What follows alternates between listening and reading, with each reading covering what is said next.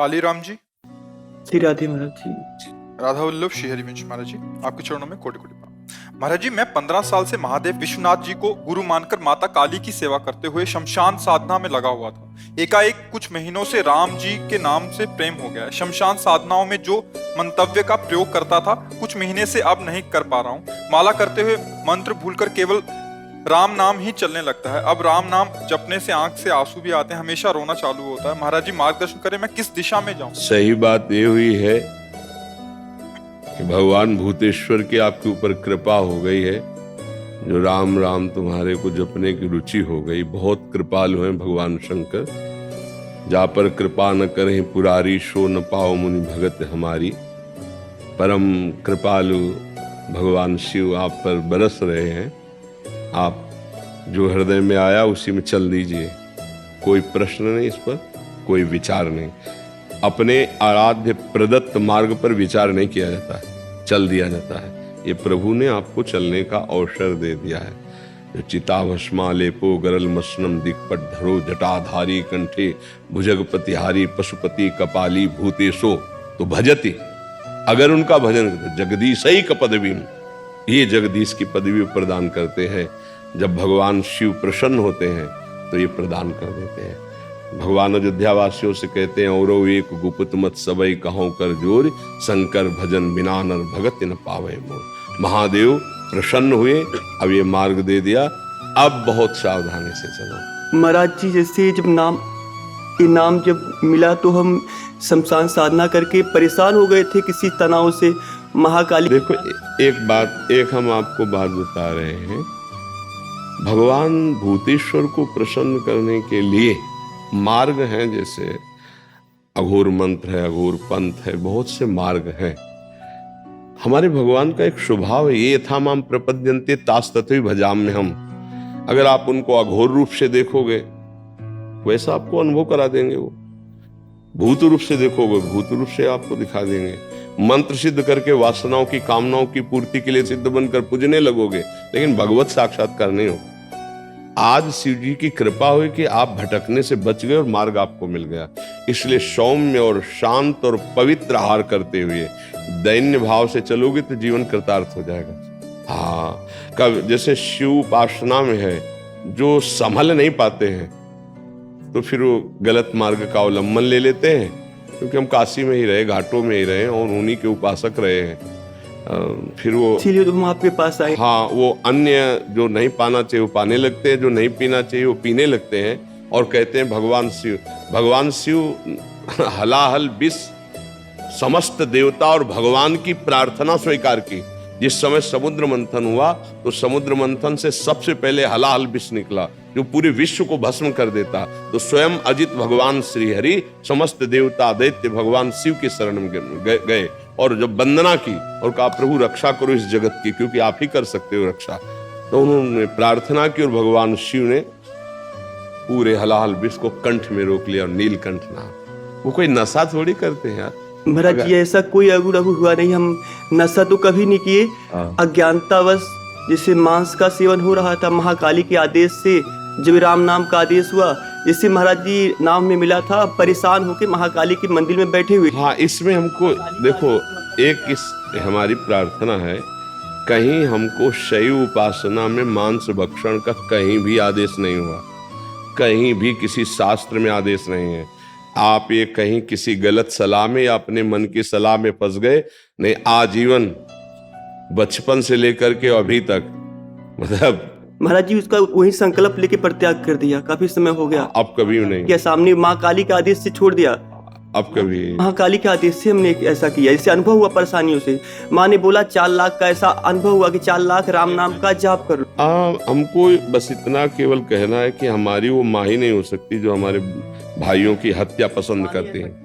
अगर वो हमारी जगदम्बा है तो हमारा ही भाई वो है। और अगर बकरा की बलि लेकर अम्मा प्रसन्न होती तो मुझे लगता वो अम्मा नहीं है। ऐसा माँ का स्वभाव नहीं है। ये हमारा अपनी जिह्वा को पोषित करने के लिए ऐसी लीलाएं करते हैं। नहीं तो अम्बा ने रक्त चाटा, रक्त बीज का कारण था। वो ऐसा राक्षस दैत्य था कि अगर उसका अस्त्र मारो और जितने बूंद वो गिरेगा रक्त, उतना दूसरा रक्त बीज तैयार। अब कोई देवता अस्त्र प्रहार करे तो सैकड़ों लाखों रक्त बीज तैयार। अब अम्बा ने विचार किया, आप कैसे इसको कैसे, भाई आप जितना काटो उसको, एक को काटा जितना रक्त निकला लाखों रक्त बीज वैसे ही तैयार हो गए। तब आद्या शक्ति महाकाली की सब देवताओं ने प्रार्थना की कि अम्मा तुम ही देख सकती हो, बहुत ही उद्दंडता कर रहा है। तो योजनों लंबी जिब्या, योजनों विशाल खड्ग और खप्पर मारा, जिब्या में लपेट करके पूरा चाट गए, एक और नहीं, सबको मार के। तो अम्बा ने ये किया है अपने बेटों के रक्षा के लिए। ये जो निरीह जीव हैं, तुम्हारे एक चुटकी से ऐसे काटे तो आ करोगे, पर दुख देने वाला कभी सुखी हो जा, किसी की आराधना करता हो, मुझे तो समझ में नहीं आता। आराधना का स्वरूप होता है परिहित सरिष। कोई भी सिद्धांत ऐसा हमें आज तक नहीं मिला, क्योंकि शैव उपासना में हम भी रहे और बहुत अनन्य रहे और कट्टर शैव रहे, कोई मिलावट नहीं रही है। हाँ, ऐसा नहीं कि हम चिता की भस्म नहीं लगाई या काशी के घाटों का सेवन नहीं किया या भस्मीभूत महादेव जी की आराधना नहीं की, पर अवक्षा भक्ष का कहीं भी ऐसा नहीं लिखा। देखो, एक स्थिति होती है, जैसे आद्य गुरु भगवान शंकराचार्य जा रहे थे तो अपने शिष्यों की परीक्षा के लिए, वो एक जगह मछली बिक रही थी, ऐसे उठाया, ऐसे ऐसे खड़े हो गए। तो 4 जो शिष्य थे वो खड़े रहे ऐसे, और अन्य जो थे गुरुजी पा रहे तो अनुकरण कर रहे हैं। आगे बढ़े तो कांच गलाया जा रहा था, नारियल का खप्पर में ऐसे भरा कांच हो, ऐसे गलता हुआ कांच पी लिए। अब शिष्यों की तरफ देखा, उनकी तरफ नहीं, बोले पियो। गुरुजी सामर्थ्य नहीं तो मछली क्यों खाई? बोले आपने खाई। तो बोले पिया ना हमने। उनसे पूछा आपने क्यों नहीं खाया जब हम पा रहे थे? उन्होंने आपने आज्ञा नहीं करी। उत्तम बात यह है कि जो सिद्ध महापुरुष कर रहे हैं वो हमारी सामर्थ्य है। अब उन्होंने ऐसे किया, जिंदा मछली निकल गया, वो जल में छोड़ दिया। अब वो ऐसे किए तो सब लीवर में पहुंच चुकी थी। तो हम महापुरुषों का, जैसे सिद्ध ऐसे हुए महापुरुष, उनकी कुछ लीलाएं विचित्र हुई हैं, हम उनके केवल आदेश उपदेश से जो आचरण मिलते हैं वो मानते हैं, अन्यथा प्रणाम है, आप महापुरुष हो, आपकी बात अलग है, हमको वैसे कार्य नहीं करने हैं।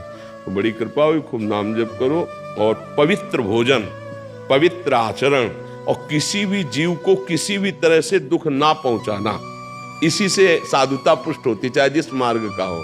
नहीं तो आप देखो, आप खुद निर्णय करें कि आपकी बुद्धि आपको धोखा देने लगी थी, मतलब हाँ, आगे चल करके जो स्थिति आती वो आप अपने को भले सिद्ध कहते, लेकिन एक पागल किसी और कोई स्थिति नहीं रहती। आद्या शक्ति को, या जैसे हनुमान जी हैं, इनको प्रभु और प्रीतम मानकर आराधना करोगे तो निकल जाओगे, अगर अधीन करने की कोशिश करोगे तो मिट्टी में मिल जाओगे। इनको अधीन करने की सामर्थ्य किसी की नहीं। जब अम्बा अपने रूप में आ गई तो शिव जी चरणों में पड़े थे। दर्शन करते हो कभी? ऐसा दर्शन क्यों? माँ विशाल और वो चरणों में पड़े हुए हैं। आद्या शक्ति है, कभी कोई जैसे ऐसे नहीं कि हम दैवी शक्ति को सिद्ध, वो बहुत, इसलिए नाम जप करे, बड़ी कृपा है कि आपको राम राम का मार्ग मिल गया। खूब नाम जप करो। कोई कुछ चलता ही नहीं महाराज इनके अलावा। हाँ, बस शांत और किसी से कहिएगा भी नहीं, क्योंकि फिर अंतर ध्यान हो जाता है। अगर हम कहते हैं हमारा भजन बहुत दिव्य चल रहा है, निरंतर चल रहा है, वो रुक जाएगा। ये हम दिव्यता की बात कहते हैं। आज जैसे यहाँ संत सभा में कह दिया, अब इसके बाद कभी नहीं कहना, शांत। और ऐसे कोई भी आचरण या ऐसा पहनावा ऐसा ना होना चाहिए जो सात्विक ना हो, शतोगुण से युक्त पहना। देखो, भगवान शिव हैं, उनकी हम समानता नहीं कर सकते। जैसे वो मुंडों की माला पहनते हैं, उनकी समानता कर सकते हैं। अगर वो आंख मूंद लिए तो 88,000 वर्ष एक बार में आंख मूंद गई। शंकर सहज स्वरूप संभारा लाग समान। 88,000 वर्ष। अपनी आयु कितनी है? 80 और 100, 88 तक पहुंच जाए तो बड़े भाग्यशाली समझो। 88,000 वर्ष की जिनकी समाधि लगती है, उनसे हम होड़ कर सकते हैं कि वो मुंडों की माला पहनते तो हम मुंडों की माला पहने, वो जहर खाए तो हम। धतूरे का फल चढ़ता है, एक धतूरे के फल में 20-25 आदमी मर जाएंगे। महादेव जी के धतूरों का फल, मतलब वो अद्भुत देवता है, उनकी प्रसादी भी बहुत होश है से ले। मतलब सेव भी चढ़ता है तो सेव ले लो। अब कह दो सबे प्रसाद तो एक धतूर का फल है, खा लोगे तो हजम कर ले की सामर्थ्य थोड़ी, वो देवादिदेव महादेव सबकी सामर्थ्य। इसीलिए बहुत ही सत्संग की आवश्यकता होती है। नहीं तो उसमें क्या उद्दंडता आ जाती है, आराधना में उद्दंडता आ जाती है और वो फिसल कर मानसिक विक्षिप्त हो जाता है, फिर लोग उसको सिद्ध मानने लगते हैं। मानसिक विक्षिप्तता को जो जितना धर्म के विरुद्ध उद्दंडता करे उसको चार लोग जो है ना वो सिद्ध घोषित कर देते हैं। ये कलयुग का प्रताप है। जैसे कई बातें ऐसे देखने को मिलती हैं जो तस्मात् शास्त्रम प्रमाणन्ते कार्याकार्य व्यवस्थित हो, कभी सिद्ध ऐसा नहीं कर सकते, क्योंकि जैसे हम सात्विक भाव लेकर के चले और परिपक्व हुए तो वही भाव रहेंगे ना। तो सिद्धावस्था में तो और सावधानी सिद्ध हो चुकी है, वो असावधान कैसे बर्ताव करता है। आजकल जितना कोई असावधान बर्ताव करे तो उसे कहा जाता है ये सिद्ध हो गए, क्योंकि अज्ञानी जीव है। सिद्धावस्था की हर एक स्थिति हमारे शास्त्र में लिखी है। सिद्धावस्था का सीधा परिचय है जिसकी कोई चाह नहीं रह गई है, जिसको अपमान दुख नहीं दे सकता, सम्मान सुख नहीं दे सकता, जिसको मृत्यु से भय नहीं लगता, जो सच्चिदानंद की स्थिति में हर समय रहता है, वो परिपक्व माना जाता है। अब ऐसा नहीं कि भक्ष का कोई विधान न माने, मनमानी आचरण कर बोले, क्यों बोले सिद्ध हो गए या उदित हो गए, ऐसा हमने शास्त्रों में नहीं पाया। हमने सिद्धों के खूब दर्शन किए गंगा किनारे, बड़ी मर्यादा से, बड़ी शास्त्र पद्धति से रहने वाले। तो इसलिए सावधान होकर चला जाए, कहीं त्रुटि न हो जाए, नहीं बुद्धि भ्रष्ट हो जाएगी, डिप्रेशन में पहुंच जाएगा, पागल हो जाएगा और उसे लोग सिद्ध मानेंगे। चमत्कार ये होता है कि उसी को सिद्ध मान लिया जो इतना ऊट पटांग बोले अरे सिद्ध पुरुष अवधूत है इनकी, नहीं उसको दवा की जरूरत है, उसे दवा ले, शांति से शास्त्र मर्यादा से चले, ऐसा है।